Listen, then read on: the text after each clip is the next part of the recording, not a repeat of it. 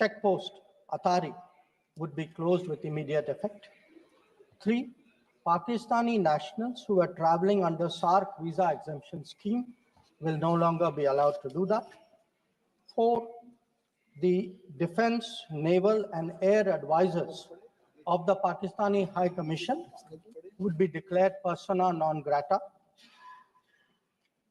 And 5, the overall strength of the High Commission would be brought down to 30 from the number of 55.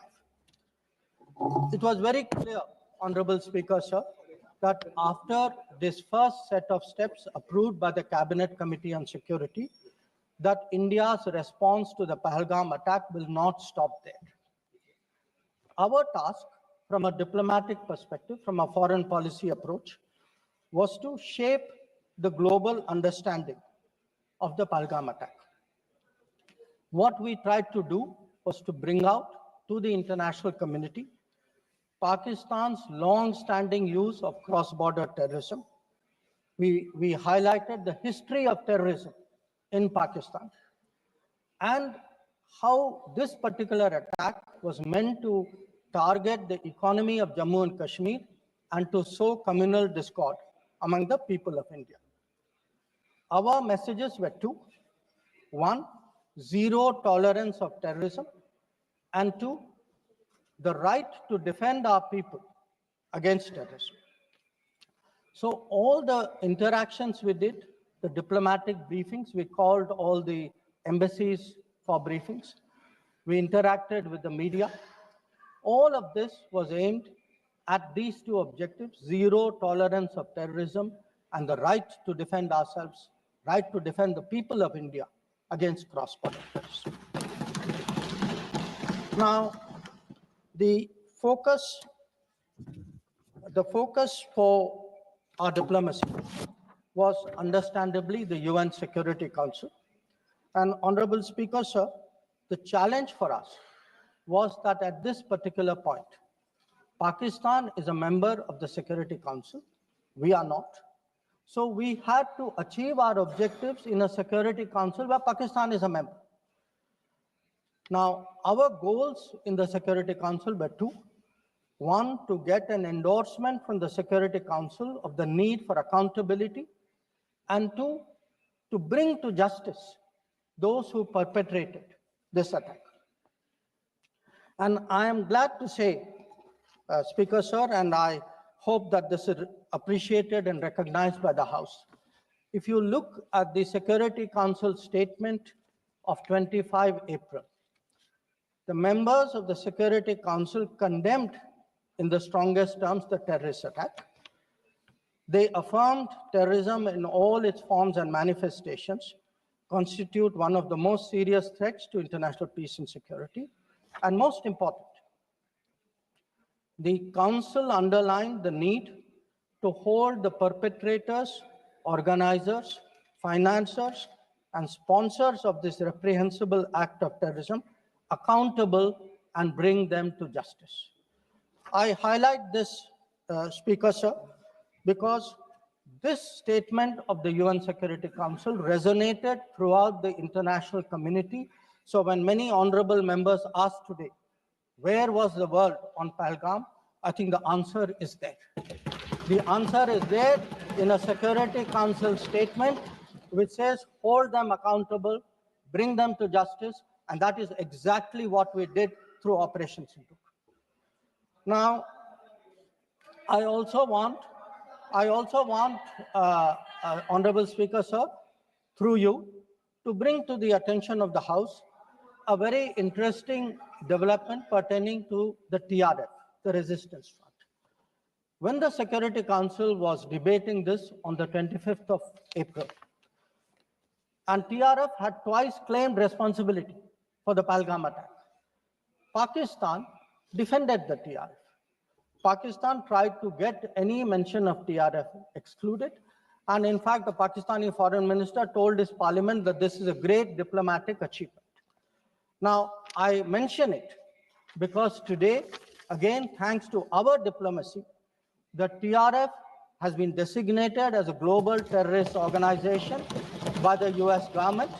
And the same Pakistani foreign minister who took so much pride saying, I defended the TRF, says, well, now if the US has done this, we accept it. So that is where the Security Council issue stood. If I could then, sir, move on to the diplomacy from 25th of April till the commencement of Operation Sindoor. During this period, there were obviously a number of phone calls, a number of conversations. At my level, there were 27 calls. At Prime Minister, I think almost 20 calls, about 35, 40 letters of support came in. And what we tried to do was to create a narrative, prepare the diplomacy for the launch of Operation Sindoor. And the result of that diplomacy, Honorable Speaker, sir, there are 193 nations of the members of the United Nations. 193. Only 3, apart from Pakistan, opposed Operation Sindoor. Only 3. If you look through this period, and I would be very happy to share with the House the exact positions of various governments, overwhelmingly, there was recognition that terrorism is unacceptable, that a country which has been attacked has a right to defend itself, and that India was doing exactly that. Now, when Operation Sindoor was launched, we spelled out our objectives. There was a statement, Honorable Raksha Mantri ji referred to it in his statement, where we put out for the benefit of our own people, for the international community, that Operation Sindoor was hitting the terrorist infrastructure in Pakistan and Pakistan-occupied Jammu and Kashmir, from where terrorist attacks had been planned and launched. We highlighted that 9 sites had been targeted, and we said that our actions are focused, measured, and non-escalatory in nature. And we were living up to the commitment that those responsible for this attack will be held accountable. This was the commitment which was endorsed by the UN Security Council, thanks to our diplomacy. It was a commitment made by the Prime Minister to the people of India that we would hit those symbols, those sites, those planning places. So today, when I hear many questions from across the aisle, I want to say, which one of you imagined that Bhavalpur and Muridke would be brought down the way it was? Which one of you thought it? When did you even think of it during your tenure? Did it even cross your mind? In fact, on the contrary, you ruled it out after 26/11. So I think our objectives are very clear. We wanted to send a message to the terrorists. We wanted to send a message to Pakistan that do not continue this support for terrorism. And I think on the morning of 7th of May, that message went home loud and clear. Now, sir, during this period, there was, when the operations were on, when the conflict, when the activities were on, operation is still continuing. A number of countries, number of their leaders, ministers, others called up. And they called up because people wanted to know what is happening. People wanted to know what is the thinking of India. People wanted to understand what we are doing. And I would like to share with the House, sir, through you, to everybody, we gave a common message. The common message was India is exercising its right to defend itself against terrorism. Number 2, the targets which were hit on the 7th of May are known terrorist headquarters and infrastructure. Number 3, there will be no mediation. Anything between us and Pakistan is bilateral. Number 4, we will never bow down to nuclear blackmail. Number 5, we are responding to Pakistani military attacks because after Operation Sindoor was launched, they had started at targeting our military facilities. And we will continue to hit the Pakistani military. If the fighting is to stop, Pakistan must request it. And that request must come through the designated channel of DGMOs. This was a common message that we had given to many people who had called us during that period. Our position was very, very clear in how we were approaching the progress of Operation Sindoor. Now, sir, many members asked, some out of genuine curiosity, some perhaps less, what was the international support? How much international understanding was there of India's position? I would like to share with you a sample. So let me start with countries who are known to be partners of India, Quad. Quad gave a statement which says, the Quad unequivocally condemns all acts of terrorism and violent extremism in all its forms and manifestations, including cross-border terrorism. We condemn in strongest terms the terrorist attacks in Pahalgam on 22 April and call for perpetrators, organizers, and financiers of this reprehensible act to be brought to justice without any delay. Now, sir, this is the Quad. Now, let us look at a different grouping, BRICS. Now, BRICS has China as a member, Russia as a member, it has Iran as a member, Brazil, South Africa, Egypt. BRICS also condemned the April 22 attack. It reaffirmed its commitment to combating terrorism, again including cross-border terrorism. Now, I would like members of this House to understand, if India is attacked, if there is a terrorist attack on India, and a country says we condemn cross-border terrorism, I think it is obvious to everybody what that cross-border terrorism is. So, I then move on, sir, to the Central Asia. The Central Asian countries opposed providing safe haven using terrorist proxies for cross-border terrorism, for terror financing. Now, I can cite statements from the Indian Ocean Rim Association, from individual countries, range of them. President Putin, for example, has said, he wrote to our president and said, this brutal crime has no justification whatsoever, and its perpetrators will face a deserved punishment. The president of Paraguay has said that he expresses solidarity and recognized India's legitimate right to self-defense. So the main point, the common thread, sir, which I would like to bring out is that number one, a cross-border terrorism across the board has been recognized, all forms and manifestations, opposition to condemnation of Pahalgam terrorist attack, and the right of India to bring people to justice. Now, sir, in addition to that, I would particularly like to mention 2 or 3 other developments. One, the American designation of TRF. On the 17th of July, the Department of State designated TRF as a foreign terrorist organization and a specially designated global terrorist.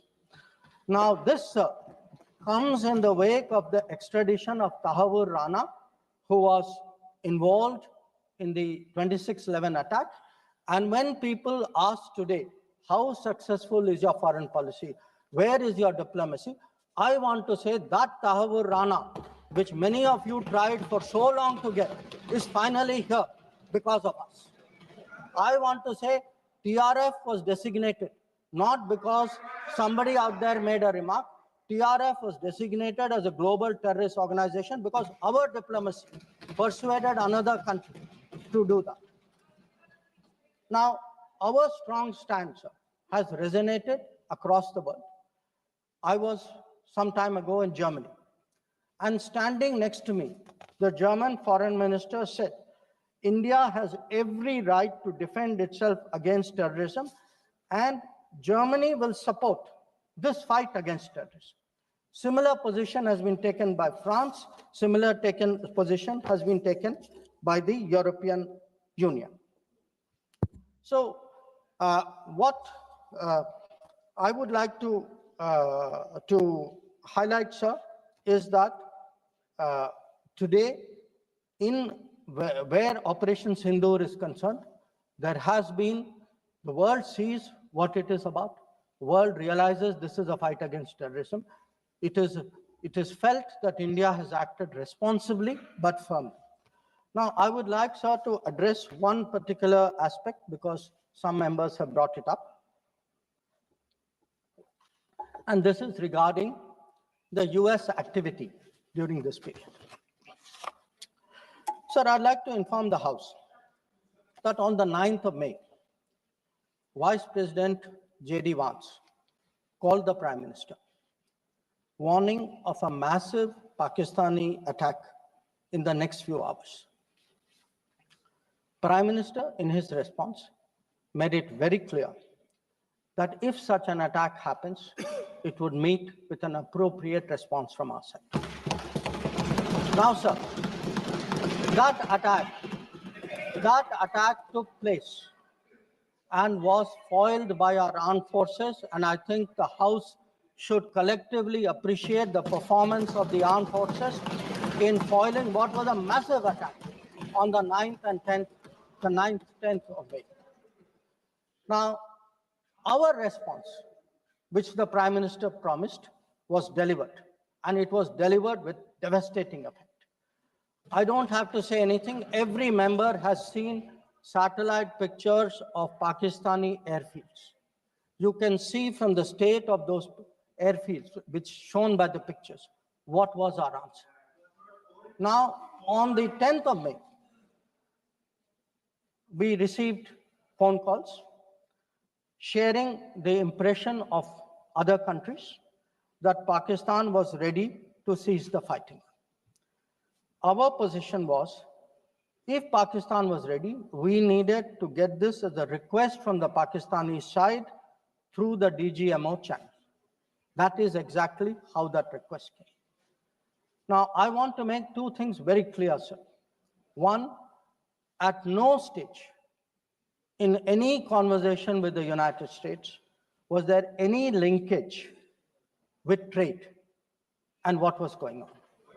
Secondly, there was, please listen.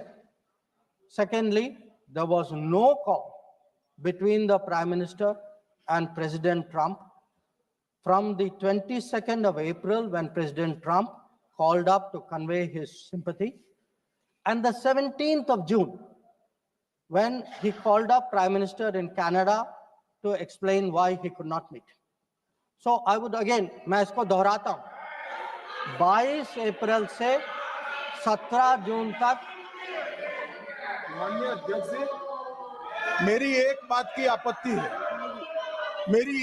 की आपत्ति है, भारत देश का शपथ लिया हुआ विदेश मंत्री यहाँ स्टेटमेंट कर रहा है, उस पर भरोसा नहीं है, उनको किसी और देश पर भरोसा है। मैं समझ सकता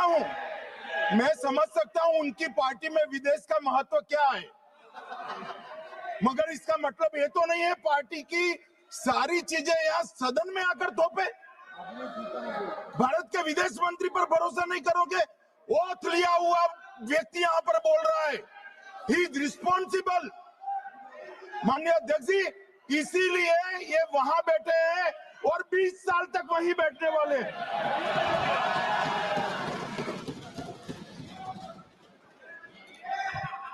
Honorable Speaker, sir, in the course of the debate today, some points were made by members of the opposition. I would like to respond to some of them. We were asked, why did you stop at this time? Why did you not go further? Please see who's asking this question.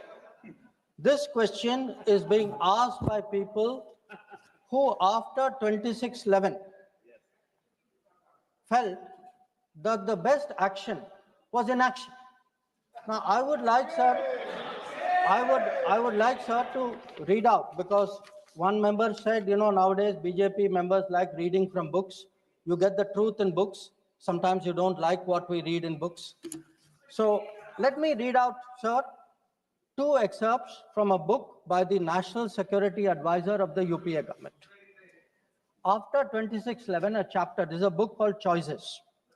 He says, on sober reflection and in hindsight, I now believe the decision not to retaliate militarily, but to concentrate on diplomatic, covert, and other means was the right one for that time and place. This is what he says.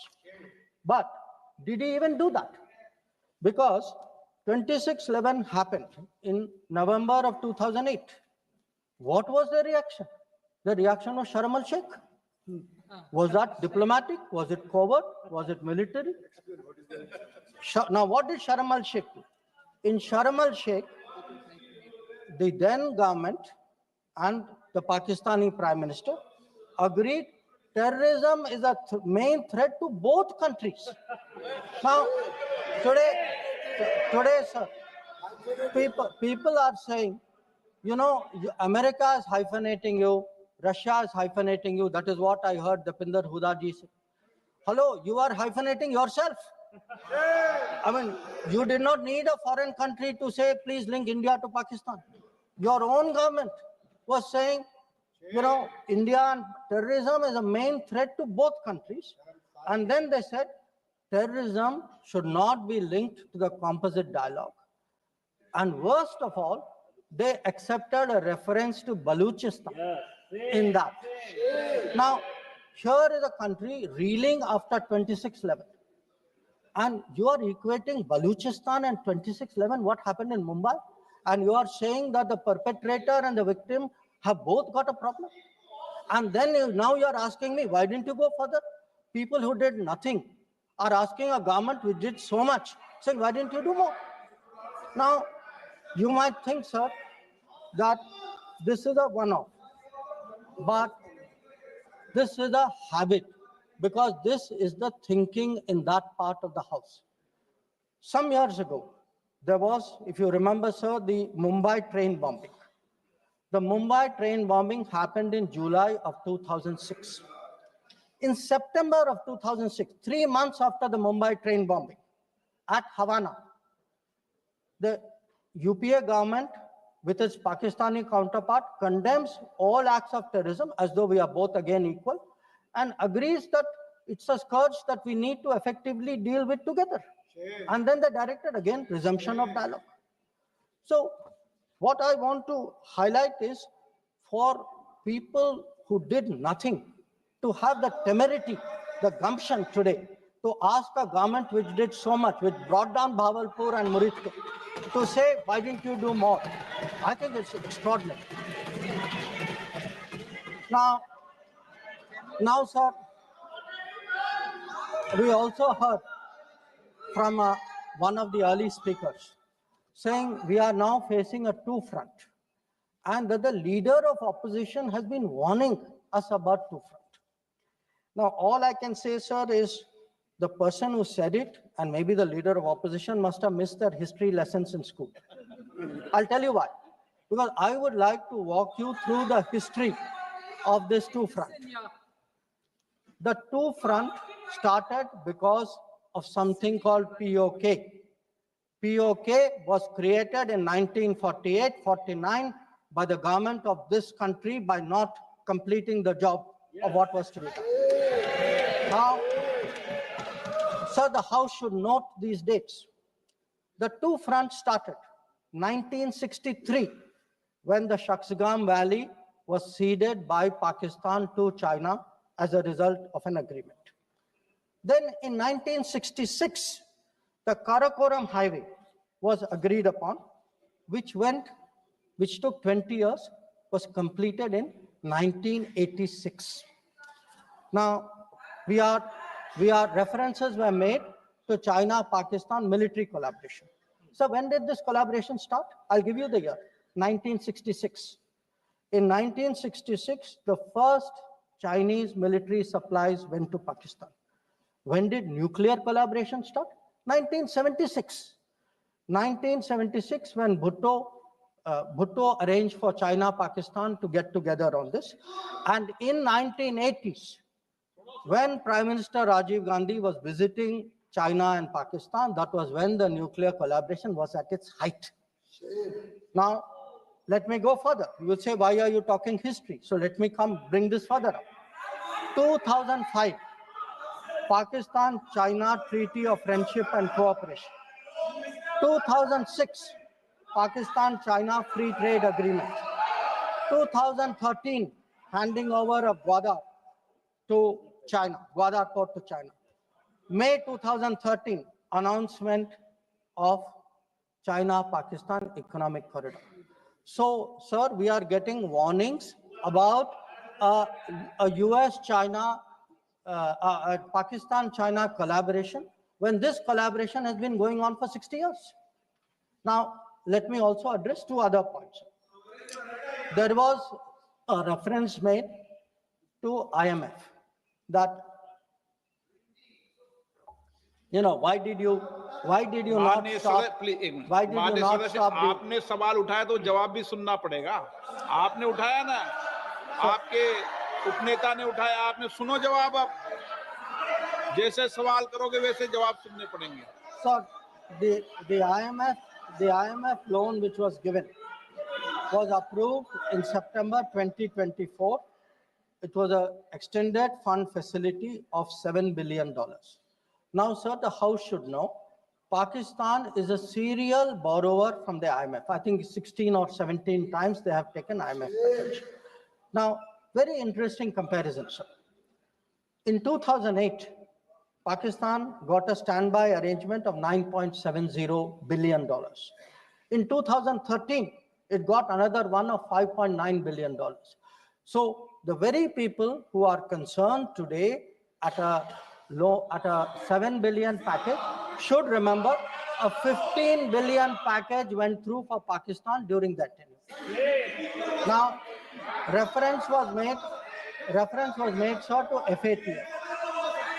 I want to say the longest period that Pakistan has been under FATF grey list has been under the tenure of the Modi government. During the Modi government, from 2018 to 2022, 1,576 days, Pakistan was in the grey list. Yes, they were in the grey list earlier also. I am not denying that. It was for a shorter period. But I again want the House to appreciate that the FATF meeting in May 2025 has kept Pakistan in the enhanced follow-up category, recognizing that the compliance of Pakistan is only partial. Now, sir, so much for Pakistan. Some members also raised issues pertaining to China. So I would like to spend a few minutes on that. So I would first like the House to appreciate, because today we are getting these lectures saying China is a great danger, China, Pakistan are together, we are warning you. So what does the Congress party really think about China? Don't go by what they say. Let us see what they did. In 2005, China was designated as a strategic partner during Prime Minister Wen Jiabao's visit to India. Strategic partner. And there is a concept, very famous concept called Chindia, sir, a belief that China and India have common interest. And the main proponent of Chindia is the party spokesman of the people opposite. Now, some mention was made about visits, including my visit. Yes, I went to China. I went to China to make our position very clear about de-escalation, about trade restrictions, and about terrorism. I did not go to China for the Olympics. I did not go to China for secret agreements. I did not go, sir,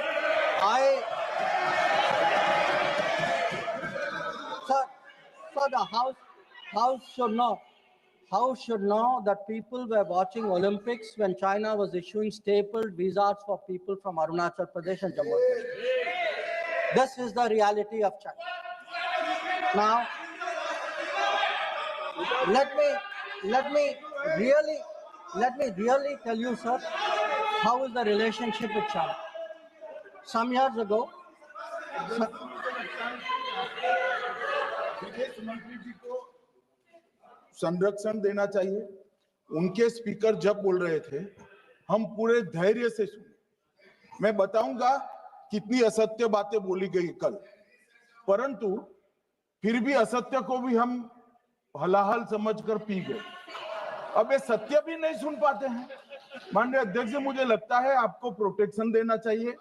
बैठे बैठे टोका टोकी करना सबको आता है, ऐसा नहीं हमें नहीं आता, मगर इतने गंभीर विषय पर चर्चा जब हो रही है तो सरकार के प्रमुख विभाग के मंत्री को बोलते हुए बैठे बैठे टोकना ये विपक्ष को शोभा देता है क्या?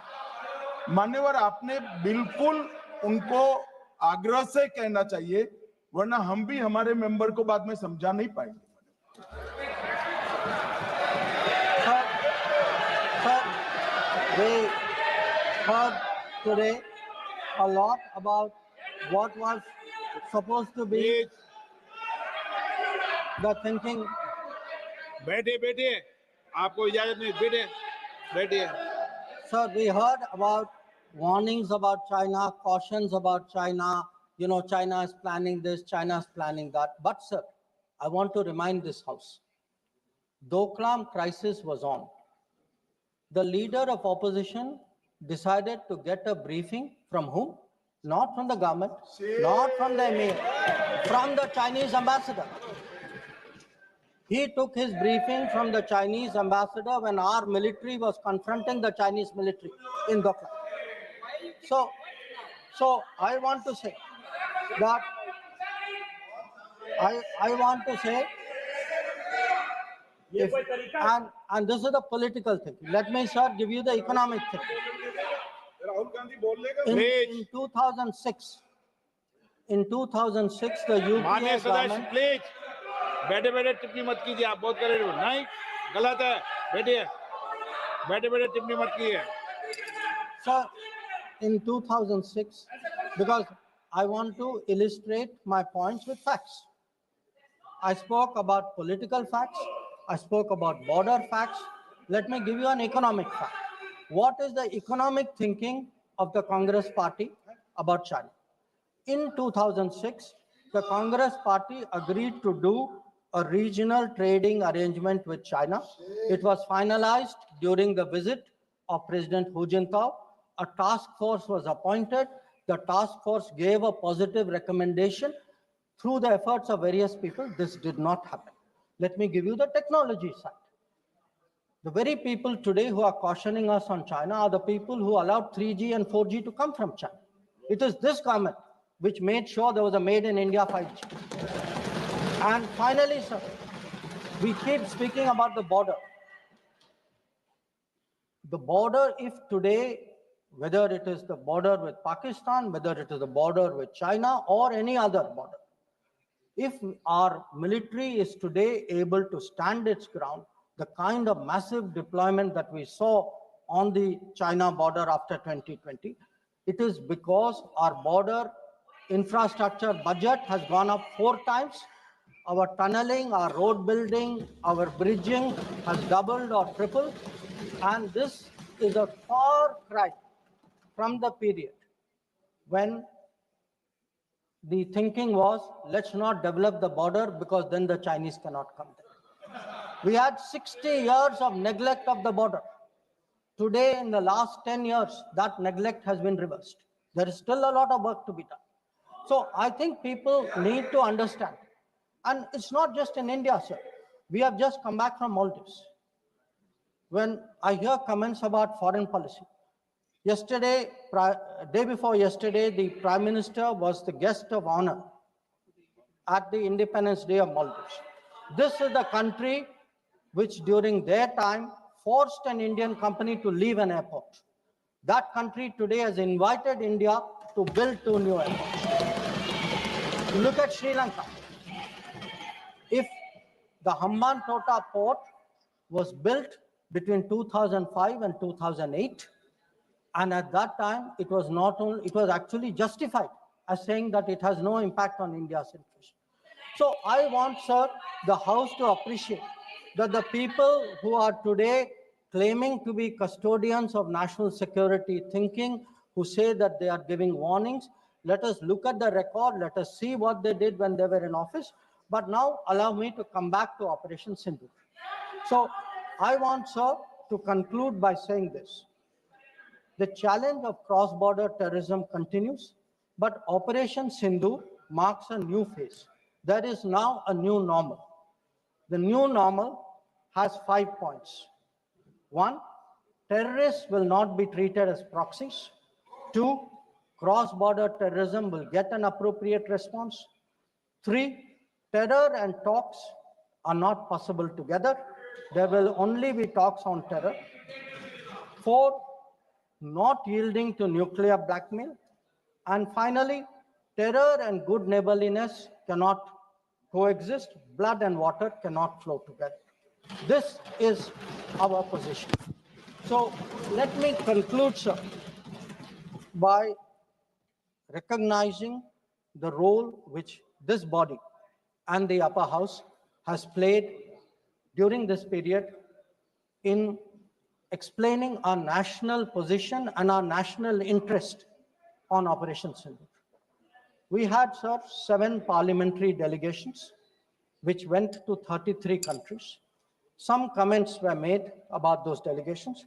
I have to tell the honorable member, Arvind Savantji, I'm sorry, you are completely misinformed. Those delegations were received with great honor. In many cases, the foreign minister of the country met them. Please look at the tweets of people sitting next to you.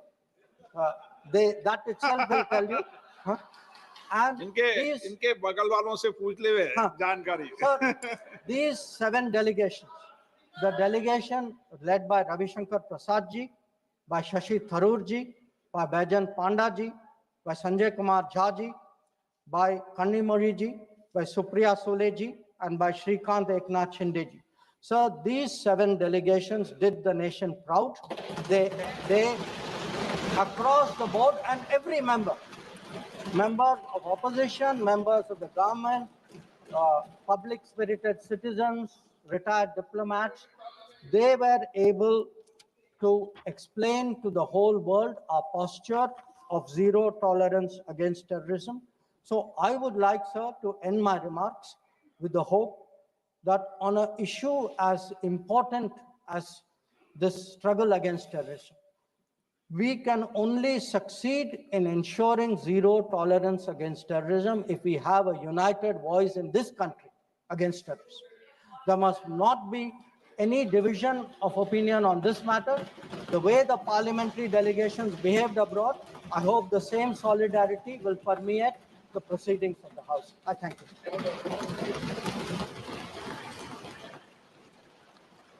Shri मिया अल्ताफ अहमद. अगर आप भी लेना चाहते हैं देश दुनिया की तमाम जानकारी तो आज ही सब्सक्राइब करें हमारे चैनल को. साथ ही नीचे दिए बेल आइकन को जरूर दबाएं ताकि हर अपडेट आप तक पहुंच सके.